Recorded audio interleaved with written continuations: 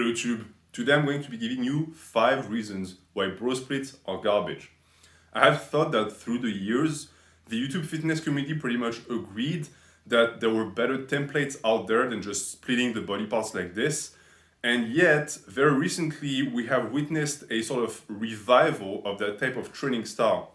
And the reason for that is because bringing back something that has been pretty much discredited completely is a good way to garner attention, especially if you can prove through science that it's actually a good template. But I'm going to tell you today that it is the worst type of template, as I've expressed in past videos, in 5 examples. 5 quick reasons that are going to prove to you that this is not a proper way to train your body as a natural. And all of that is going to be centered mainly around 2 things. One, the fact that the bro split, or what I perceive to be a bro split, what is attached to the semantic term, is the splitting of body parts. So you're supposed to have a day where you train triceps, a day where you train abs, etc. That's a bro split. If you do anything besides that, if you do chest, triceps, and shoulders, that's not a bro split. That's a gentleman split. It's different. And the second thing is going to be frequency. The first thing is particularly egregious because thinking of the body as puzzle pieces doesn't work in that context because muscles work together. And therefore, you need to use that in your training to be as optimal as possible. So splitting the body parts like this makes no sense.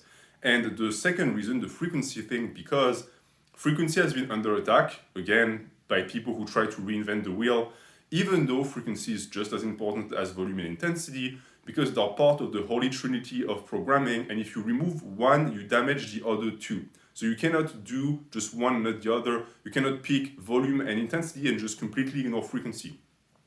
And the reason why it has been brought back to the attention of YouTube Fitness is because apparently there was a study published that proved that if volume was equal, which is very important, the difference in muscle hypertrophy didn't change from someone who trains once a week and someone who trains 3 times a week. If you have 2 brain cells to rub together, you understand that by default the study is faulty because it will never happen. Someone who trains more than once a week is going to have a higher ability to accumulate volume, and therefore volume is never going to be equal. And even then, even if volume was equal, because of baseline and the ability of the body to recover and windows of intensity, someone who can split their volume in 3 days will still get better gains. So I would tell you to be very careful with that study because in my opinion it's hogwash. So now let's get into the 5 reasons that are going to be centered around these 2 arguments. First reason is going to be that when you split body parts, you're going to end up with days that are going to be targeted around a muscle group that is strictly bigger. So for example, a tricep day is going to be completely different in terms of tonnage from a leg day. And the issue with that is they both have the same frequency. That cannot be. The size of the muscle has a direct impact on its ability to recover, and on the frequency and volume you need to attribute to it. And if you refuse to modify frequency and you just say, okay, it's once a week and that's it, your volume is going to suffer because your ability to go back to baseline throughout the session is impaired. And therefore, if you end up training triceps and legs once a week, guess what's going to happen? The legs are going to suffer because they have an ability to handle much more volume than that. And even if we go back to the tricep is also going to suffer because they have an ability to also handle more in terms of frequency. So the tricep is going to be damaged because you're going to put all of your eggs in that one tricep workout, which is not going to lead too much because the tricep is going to be fatigued very fast. And then you wait another week, even though you could have trained it again 3 days afterwards. And for the legs, it's even worse. You could have crushed your legs and be able to train it again 4 days later. Number 2 is that it's going to breed a bad relationship with certain days. Because since you only train them once a week, you're going to have to crush them. And crushing shoulders can be fun. Crushing abs, as stupid as it sounds, it's not going to be too damaging or too taxing, but crushing legs will. Especially since you're supposed to get all of your gains from that one session. And that's the reason why people who do bro splits tend to have small legs. It's because they hate leg day. Because leg day is that day in the week where they do all of their tonnage, they go through the most painful workout, then they get crazy DOMs, of course, because when you train the muscle only once a week, the muscle is not conditioned, and therefore its recovery abilities are terrible. And that's why these people have chicken legs, is because the template is promoting that type of culture. Number 3, because as you see, we're going quite fast. Number 3 is going to be the utilization of certain days on wasted body parts, meaning that if you're going to do a bro split and you have a day with just abs, what even day is that? What are you going to do 1 hour of abs? Most likely that's a wasted day. You could have just slapped abs as a superset and get it done more frequently throughout the week, get more volume and get bigger and more definition for the abs. So it's a wasted day. And when you look at point number 1, in the balance of legs and abs, couldn't you just replace that day where you do abs by another leg day? So you can split the volume of the leg day and superset that with leg raises? That would solve everything. But because the template is telling you to train the body part once a week, you don't get to do that. And therefore, you end up screwed. Number 4 is going to be that bro splits have a tendency to encourage imbalances and weaknesses. We spoke about that with the leg day, but it's not just the leg day. Because if you look at the entire human body, you have more muscles than just 7, which means that most bro splits are bastardized and you train more than one muscle. You, of course, have people who actually take it literally and who train only one muscle. I've seen that. But for the most part, they sort of cheat and they do several muscles. And they're starting to get it. They're starting to understand that when you program, you have to be synergistic. You have to train muscle groups that actually function together. And so a lot of them end up being shoulder, chest, and tricep day because these muscles are going to work together in a press. That makes a ton of sense.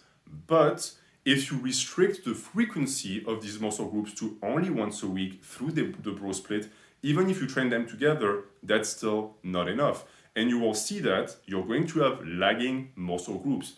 Look at the calves. You cannot grow big calves unless you were fat previously or you had sublime genetics. You will not get big calves if you train them once a week. I don't care how much intensity you do. I don't care how much volume you do. If you don't get yourself the chance to go through several recovery windows throughout the week, you're going to be stuck with chicken calves for the rest of your life. The calves can be fed via volume and frequency. Remove the frequency, now you only have volume once a week. That's just not gonna work. And the last one, and probably the most important, is that because of its scheme, the bro split is going to promote a lot of isolation. Because if you have a tricep day or you have a bicep day, you're going to do what? Curls, tricep extensions. Okay, great, but you could have just done a compound instead. And I'm a big promoter of isolation movements, but if you're telling me you have an upper body day and on the upper body day there's not a single horizontal press or vertical press, what even are you doing? This is the type of program that has people spin their wheels forever because frequency is too low. And even within that low frequency window, these people are doing exercises that don't bring enough progression or tonnage to the table. You absolutely have to focus on compound movements. They need to make up the vast majority of your training. If I see a training with 75% isolation, that's garbage. Guess who trains like this? Pro bodybuilders. Guess what they do? They inject tons of testosterone. You don't. So you're going to be constantly repeating those same movements and you're going to stall, you're going to plateau. And I'm going to end with that, but look at the people who promote bro splits. Look at the reasons they give. It's either contrarian thinking because they recognize that bro splits are terrible and so they want to be the person who sort of brings it back to light, which will of course not work because unless you just bring a random study that has, in my opinion, a faulty hypothesis to the table, then you're not really going to prove anything because most people who are big and natural don't train like that. They understand at some point that it doesn't work. And 2, it's also people who are going to just ignore progression altogether and focus on the sensation, the way it feels. Oh, the pump is great, so that means I'm growing. No, what means you're growing is strength progression over time that leads to tonnage progression. If you talk to someone who does a bro split and you ask them, okay, how much weight have you put on, I don't know, your squat over the year?